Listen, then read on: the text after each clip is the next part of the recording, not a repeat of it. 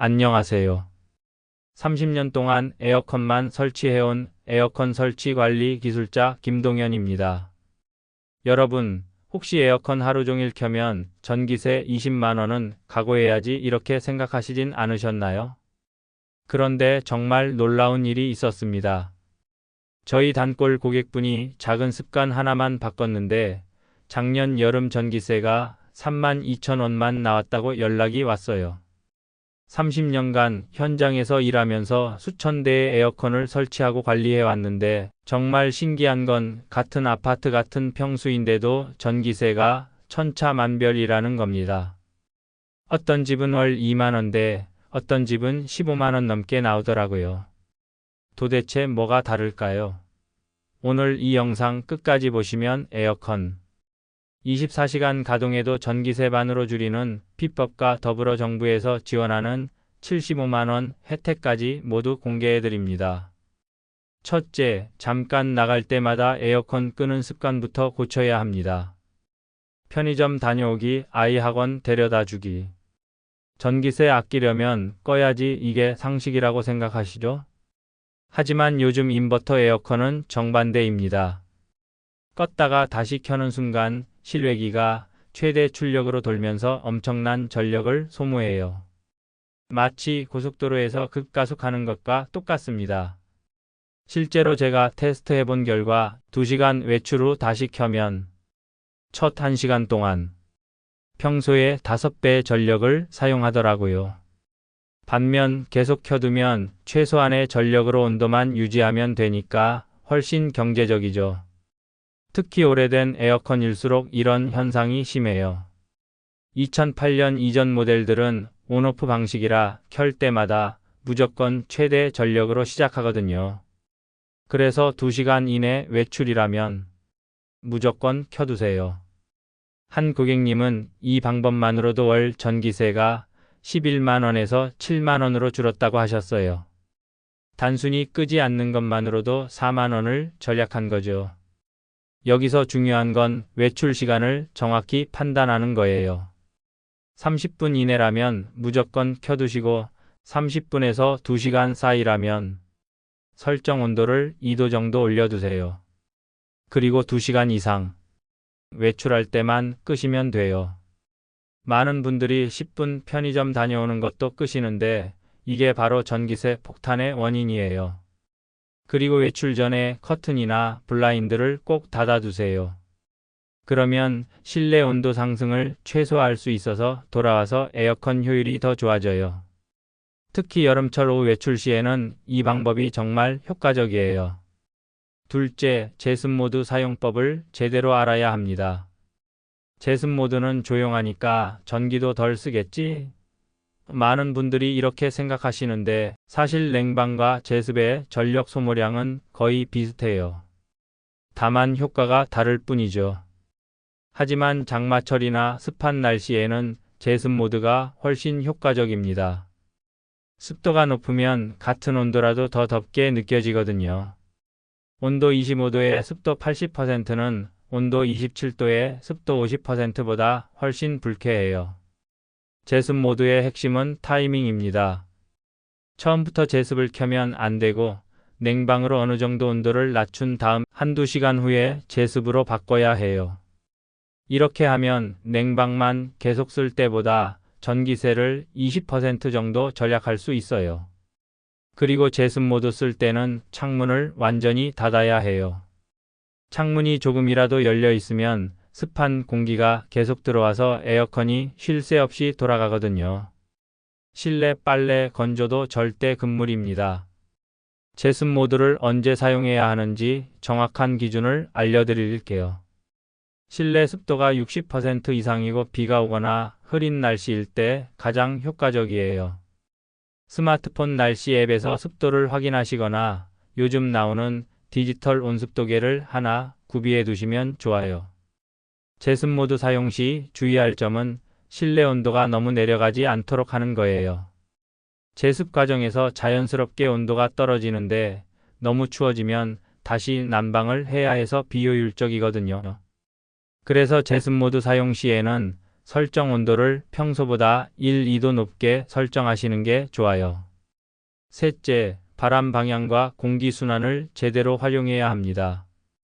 대부분 사람들이 시원함을 빨리 느끼려고 바람을 아래쪽으로 향하게 하는데 이건 정말 비효율적이에요. 찬 공기는 무겁기 때문에 자연스럽게 아래로 내려가거든요.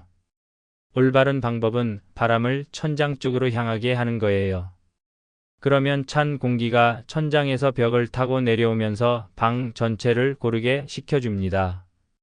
이렇게 하면 같은 전력으로도 훨씬 빠르게 시원해져요. 여기서 게임 체인저는 바로 선풍기입니다.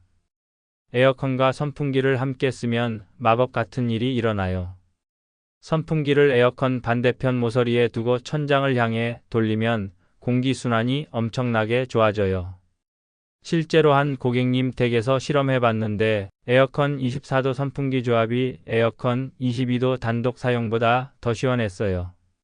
선풍기 전기세는 한 달에 2, 3천 원 정도밖에 안 나오니까 확실히 이득이죠. 그리고 에어컨 주변 가구 배치도 중요해요. 큰 장롱이나 소파가 바람기를 막으면 공기순환이 안 되어서 전기만 더 먹어요. 바람 통로는 항상 열어두세요. 선풍기 활용법을 더 자세히 알려드릴게요. 선풍기는 에어컨에서 가장 먼 모서리에 두고 45도 각도로 천장을 향해 돌리세요. 이렇게 하면 찬 공기가 방 전체를 순환하면서 온도가 고르게 분포돼요. 특히 넓은 거실이나 원룸에서는 이 방법이 정말 효과적이에요.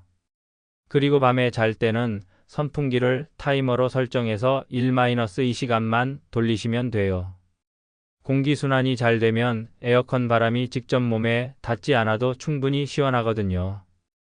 또 하나 팁은 문을 열어두는 거예요.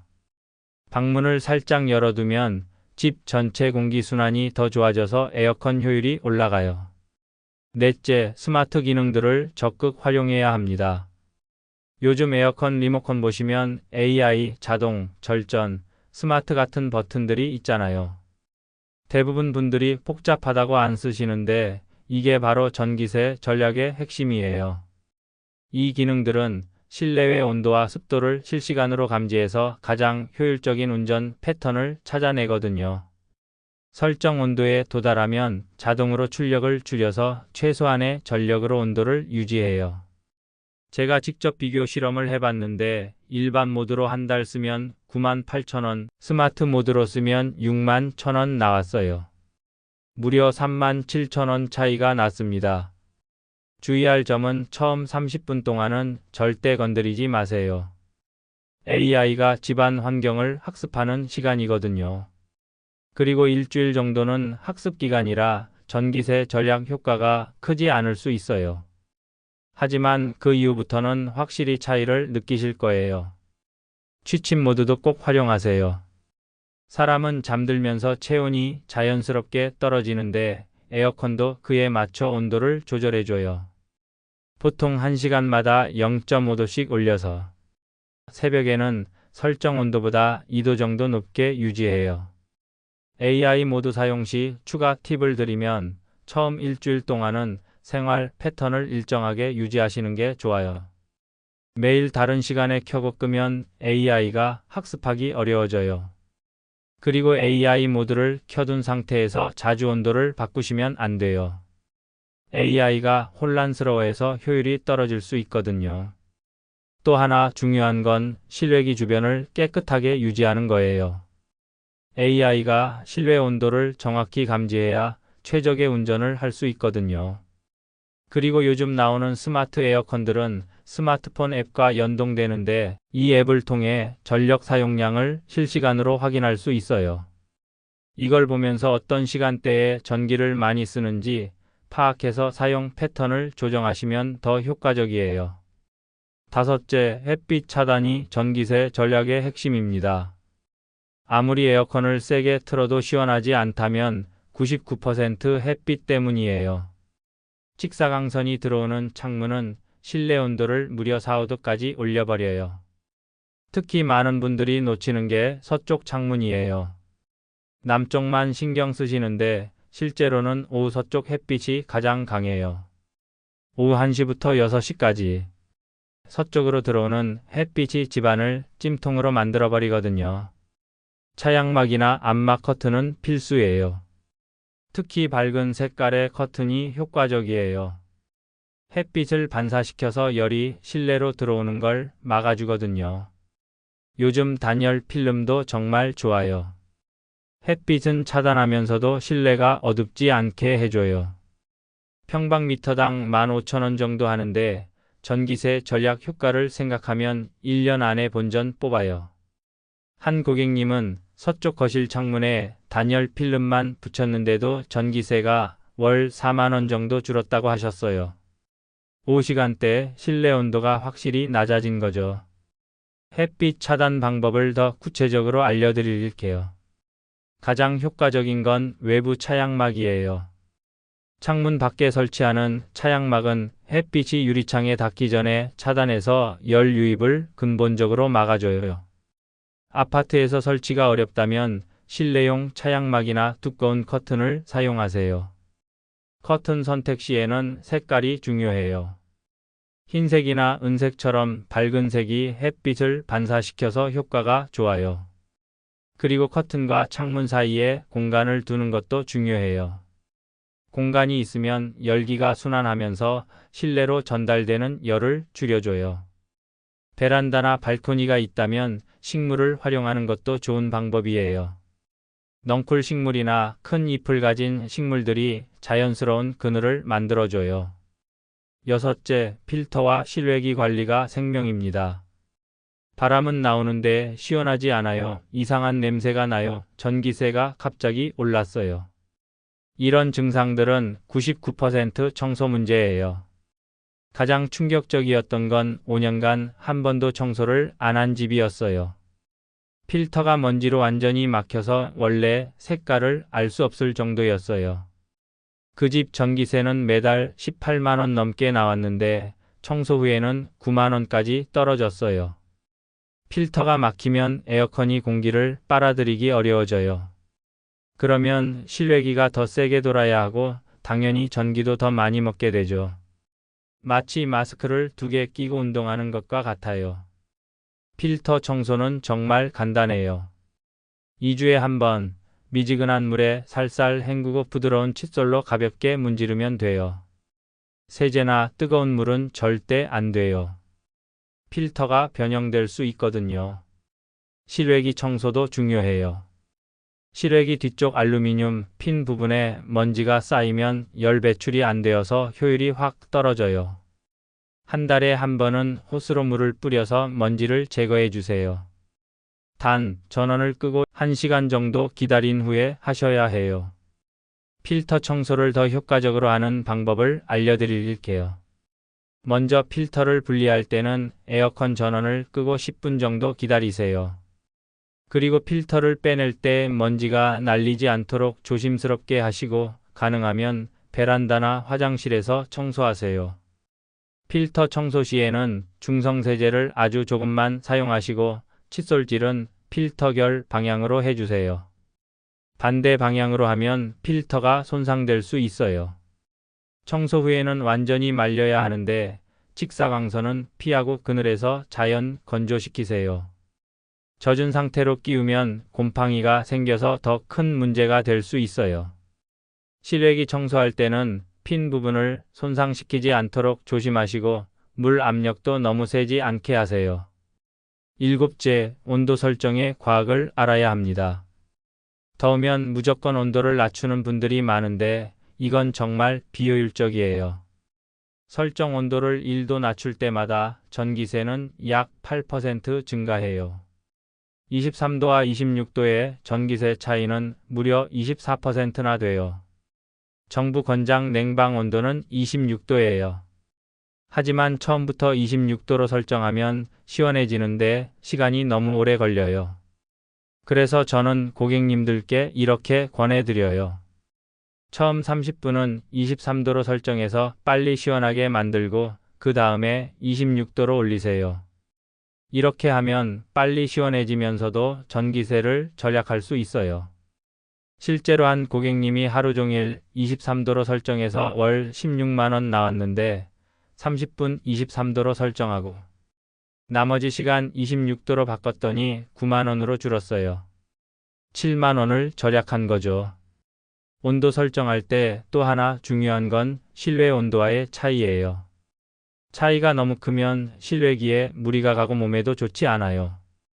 실외 온도가 35도라면 실내는 28, 29도 정도가 적당해요. 온도 설정에 더 세밀한 전략을 알려드릴게요. 시간대별로 온도를 다르게 설정하는 게 효과적이에요.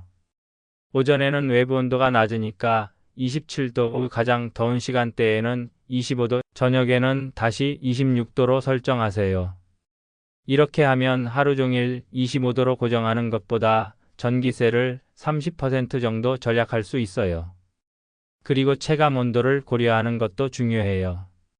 습도가 높은 날은 온도를 1도 낮추고 건조한 날은 1도 높여도 같은 시원함을 느낄 수 있어요. 또 바람의 세기도 조절하세요. 온도가 높아도 바람이 세면 더 시원하게 느껴져요. 특히 사람이 있을 때는 바람을 세게 없을 때는 약하게 설정하면 효율적이에요. 8째, 에어컨 설치 환경을 최적화해야 합니다. 에어컨 설치 위치가 전기세에 미치는 영향을 아시나요? 같은 에어컨이라도 어디에 설치하느냐에 따라 전기세가 30% 이상 차이 날 수 있어요. 실외기는 절대 직사광선을 받으면 안 돼요. 실외기 온도가 1도 올라갈 때마다 전력 소모량이 3-4% 증가하거든요. 그래서 실외기 위에 차양막을 설치하거나 주변에 식물을 심는 게 좋아요. 실내기 주변 환경도 중요해요. 에어컨 위에 물건을 올려두거나 주변에 열을 발생시키는 전자제품을 두면 안 돼요. 특히 TV, 컴퓨터, 전자레인지 같은 제품들은 에어컨 센서를 방해해서 잘못된 온도를 감지하게 만들어요. 한 고객님 댁은 에어컨 바로 아래에 대형 냉장고가 있었는데 냉장고에서 나오는 열 때문에 에어컨이 계속 풀가동 상태였어요. 냉장고 위치만 바꿨는데도 전기세가 월 3만 원 정도 줄었어요. 설치 환경 최적화에 대해 더 자세히 말씀드릴게요. 실외기 설치 시에는 주변에 최소 30cm 이상의 공간을 확보해야 해요. 공간이 부족하면 열 배출이 제대로 안 되어서 효율이 떨어져요. 그리고 실외기 주변에 장애물이 있으면 안 돼요. 빨래, 건조대나 화분 같은 것들도 공기순환을 방해할 수 있어요. 실내기는 가능한 한방 중앙에 가깝게 설치하는 게 좋아요. 모서리에 설치하면 공기순환이 고르지 않아서 일부 지역은 시원하고 일부는 더울 수 있어요. 또 실내기 주변 1m 이내에는 열을 발생시키는 전자제품을 두지 마세요. 전자제품에서 나오는 열 때문에 에어컨이 실제보다 높은 온도로 인식할 수 있어요.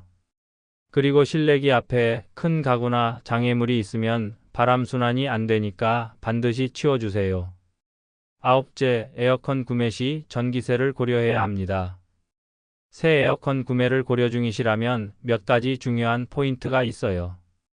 첫째는 에너지 효율 등급이에요. 1등급과 5등급의 연간 전기세 차이는 40만 원 이상 날 수 있어요. 용량 선택도 중요해요. 너무 큰 용량을 사면 껐다 켰다를 반복하면서 전기를 낭비하고 너무 작으면 계속 풀가동해서 전기세가 많이 나와요. 일반적으로 평수 2.2kW 정도가 적당해요. 인버터 에어컨은 필수예요. 일반 에어컨보다 30에서 50% 전기세를 절약할 수 있어요. 초기 비용은 30에서 50만 원 정도 더 들지만 2-3년 사용하면 전기세 절약분으로 충분히 회수할 수 있어요. 요즘 나오는 AI 에어컨들은 스마트폰으로 원격 제어가 가능해서 더 효율적으로 사용할 수 있어요. 집에 오기 전에 미리 켜두거나 외출 시 자동으로 꺼지도록 설정할 수 있거든요. 에어컨 구매 시 추가로 고려해야 할 사항들을 알려드릴게요. 먼저 브랜드별 특징을 파악하세요. 삼성은 AI 기능이 뛰어나고 LG는 듀얼 인버터 기술이 좋아요. 캐리어는 내구성이 뛰어나고 다이킨은 일본 기술력으로 유명해요. 그리고 AS 서비스도 중요해요. 에어컨은 10년 이상 사용하는 제품이니까 AS 네트워크가 잘 되어 있는 브랜드를 선택하세요. 또 설치비와 추가 옵션 비용도 미리 확인하세요. 본체 가격은 저렴해도 설치비가 비싸면 총 비용이 올라갈 수 있어요. 그리고 에어컨 구매 시기도 중요해요. 봄이나 가을에 구매하면 할인 혜택을 받을 수 있고 여름철 성수기에는 설치 대기 시간이 길어질 수 있어요. 마지막으로 정부 지원 사업도 확인해 보세요. 노 에어컨 교체 지원이나 에너지 효율 개선 지원을 받을 수 있을지도 몰라요. 10번째, 정부 지원 혜택을 놓치지 마세요. 전기세 전략의 마지막 비법은 바로 정부 지원 제도예요. 에너지 바우처 제도를 통해 최대 75만 원까지 지원받을 수 있어요. 전기세 고지서에서 자동 차감되거나 바우처 카드로 지급돼요. 지원 대상은 생각보다 넓어요. 기초생활수급자, 차상위 계층, 기초연금수급자는 물론이고 세대 내에 65세 이상 어르신, 6세 미만 자녀, 임산부, 장애인, 희귀질 환자 중 한 분이라도 계시면 신청 가능해요. 신청은 정말 간단해요. 주민센터에 신분증과 주민등록 등본만 가져가시면 5분 안에 접수돼요. 전화로도 신청 가능하고요. 에너지 바우처 외에도 저소득층 에너지 효율 개선 사업으로 노 에어컨을 고효율 제품으로 교체해주는 지원도 있어요. 또 전기요금 할인 제도, 복지 할인 제도 등 다양한 혜택들이 있으니까 꼭 확인해 보세요. 정부 지원 제도를 더 자세히 알려드릴게요. 에너지 바우처는 여름철인 6월에서 9월 사이와 겨울철인 12월과 2월 사이로 나뉘어 지급돼요. 여름철에는 냉방비 지원, 겨울철에는 난방비 지원이에요. 신청 시기는 보통 4월과 10월, 11월이니까 미리 준비하세요. 그리고 한번 신청하면 매년 자동으로 지급되는 게 아니라 매년 새로 신청해야 해요. 또 다른 지원 제도로는 에너지 효율 개선 사업이 있어요. 이는 저소득층 가구의 낡은 에어컨을 고효율 제품으로 무료 교체해주는 사업이에요. 신청 자격은 에너지 바우처와 비슷하고 보통 지자체에서 시행해요. 그리고 전기요금 할인 제도도 있어요. 기초생활수급자나 차상위계층은 전기요금을 할인받을 수 있어요. 이런 제도들을 모두 활용하면 여름철 에어컨 비용을 크게 줄일 수 있어요.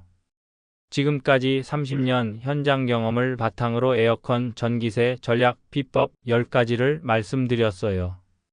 짧은 외출 시 끄지 않기, 제습 모드 타이밍 맞춰 사용하기, 바람 방향과 선풍기 활용하기, 스마트 기능, 적극 활용하기, 햇빛 차단과 단열 강화하기, 필터와 실외기 전기 관리하기, 온도 설정, 과학적으로 하기, 설치 환경 최적화하기, 에어컨 구매 시 효율성 고려하기, 정부 지원 혜택 적극 활용하기. 이 중에서 단 한 가지만 바꿔도 전기세는 눈에 띄게 줄어들어요. 모든 방법을 다 실천하시면 정말 24시간 틀어도 부담 없는 여름을 보내실 수 있을 거예요. 30년간 수많은 고객분들을 만나면서 느낀 건 작은 습관의 변화가 정말 큰 차이를 만든다는 거예요. 전기세 때문에 더위를 참으실 필요 없어요. 올바른 방법만 알면 시원하게 지내면서도 전기세를 크게 절약할 수 있거든요. 이 영상이 도움이 되셨다면 좋아요와 구독 부탁드려요. 그리고 주변 분들께도 꼭 공유해 주세요. 여러분의 작은 관심이 누군가의 여름을 훨씬 편안하게 만들어줄 수 있습니다. 감사합니다.